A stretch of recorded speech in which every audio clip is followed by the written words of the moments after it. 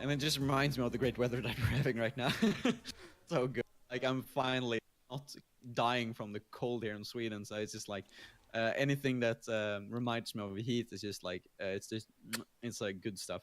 All right, so we see Gleeface, as you said, going with a double bub. I want to say, oh my god, I keep mixing the bub and buff up. I was every gonna time. say, then you should have a really good time with this tournament because all the matches have been fire so far. Yeah. Oh my god. I thought of the puns and stuff with scrims yesterday, but I'm in for a treat. Yeah. Now we see actually Replicant doing something new with choosing the Biffler, and I do believe that that's a conscious choice of going up against Gleeface. That's right. The Biffler is like the verticality allows for just a lot of hits on Helix, and it's just really fast. Ooh, Yeah. gets that nice homie in there to cancel the rush. Yeah, it looks like Replicant has, you know, Gleeface game plan down to a T here, because not only does he get that Biffler to kind of counteract that tower mode that we see from the Helix player when they're stretched out and trying to just like spam the gloves, but we also see him like, you know, cancel that rush with the Siki, or homie, sorry. And I don't think he's going to, like, ideally he doesn't want to use the rush here in this turn, like in this round. He probably wants to save it. I think both players are going to be saving that the rush considering that big life difference. Yeah. Gleeface didn't even like knock a quarter of Replicant's health off. Switching into the fun chucks now. Yeah, I could see that working out a bit better, because then you can like get that, you can swipe away those Bifflers, and then there's a bit larger hitbox to actually hit away those the homies there. One thing to note is just how like it's so difficult to catch Lollapop with this like the sidestepping that he does. Like usually when you have this kind of spammy gameplay of Helix, it's usually because they're so like going straight at you, but with Lollapop you can just like sidestep through that. Gleeface getting the rush into the shield, but that's okay because the double Funchuck rush actually breaks shield, gets a little bit of chip damage off there. Yeah, and you know, so far Replicant is just like dominating in this sense here. Doesn't get the last hit there, but 375 is actually some, you know, he should be happy with that. Yeah, the really fast Biffler rush extension just catches Helix while he's in tower mode, and allows for a really easy confirm into the homie there. That's a really good combo to pull off on Helix. Yeah, a quick 2 rounds here from Replicant, who is looking poised to going into that explosive game that we mentioned earlier. Gleeface really needs to switch things up, and it's really difficult actually for a Helix with this kind of playstyle, because you really need to do some more movements, but that's like the one thing that is not so nice for Helix, because whenever you jump, like the end lag on that jump and like the vulnerability that you display for the other player is just like it's not nice. So I'm like, even for myself, I'm kind of you know, I find it hard to figure out how Gleeface is actually going to pull this out against this kind of playstyle of Replicant. And it looks like we're going to do some banning of stages here, and Gleeface of course banning Buster Beach after that experience. Replicant, and then now banning Sparring Ring.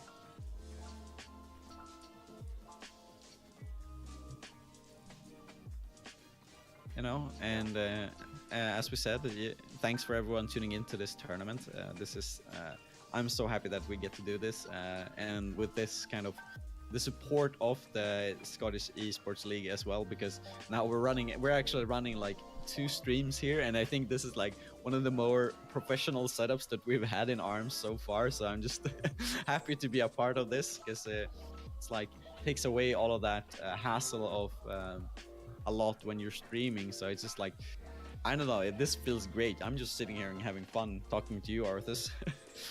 Same. This is a really professional looking setup that Scottish Esports League has got going on.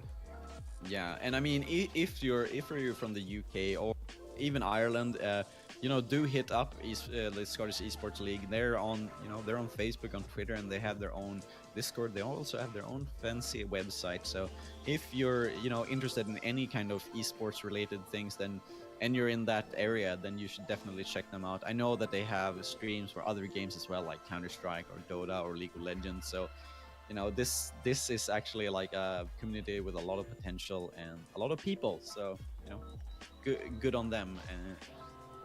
And we are getting ready to go into game number 2 as Gleeface switches to Springman, and we are heading to Mausoleum. Yeah, and there we see like, okay, Gleeface going with the default Springman here, and that's exactly something that he needs to do. That's so crucial for him. He actually recognizes that the Helix playstyle that he was pulling out, it just didn't work against Replicant's Homie, because when whatever Gleeface was doing in the tower mode, the Homie just like chased him and caught up to him every time. Yeah, going for the double toasters here on Springman now. I think those could be able to cut through the dry bolts and kind of deflect, can take care of the Homie a bit. But Replicant just reading all of Gleeface's dashes and getting the tri-bolts perfectly in on those. Yeah, yeah, I was gonna say like that looked, and even a perfect from Replicant coming out. Oh my god, that's a good stuff. I was gonna say that despite Gleeface picking something new here, there's still this level of that Replicant has this explosive arm of the Homie, and a lot of Springman's gameplay is relying on that deflect, and which gets negated completely by explosive arms. Like you can't use that deflect to move forward, because there's just a lot of options that gets cut off by that explosion. Now he actually does that successfully. That was pretty cool, but most of the time you're going to get hit by that explosion. So this is going to look tough for Gleeface, even though the character switch, I believe. Mausoleum as a map also allowing Replicant to just side jump everything, never needing to worry about getting caught in a corner. Yeah, there's no corners in this circle at least. And Face using that rush and not getting anything out of that. Replicant still staying on a comfortable like 80-90% health lead here, and oh my god, is that going to finish it? Yes, it is. That is it. Yeah. Replicant with the rush ready, with Springman being in rush range, finally gets out of the circle and out of the outer circle and into the middle. Yeah, that was just pure confidence from Replicant here. It's so interesting because I met Replicant in real life, and he's a humble dude. Like he is so relaxed and he's just like calm. And lately now when I've been talking to him, I've just been hearing some like passion and fire from him, because he's so hyped for these upcoming tournaments of the Nintendo UK tournament, and also the Smash and Splash tournament coming out later this month. So he really has that motivation that can drive a player and make them improve a lot. So I'm really happy to see him doing well in this bracket, and he might as well do well as well to go back into that grand finals if he gets the chance. And I'd just like to mention, with this result, with Replicant and Iceman moving into the loser semis, we are going to have a really explosive match there.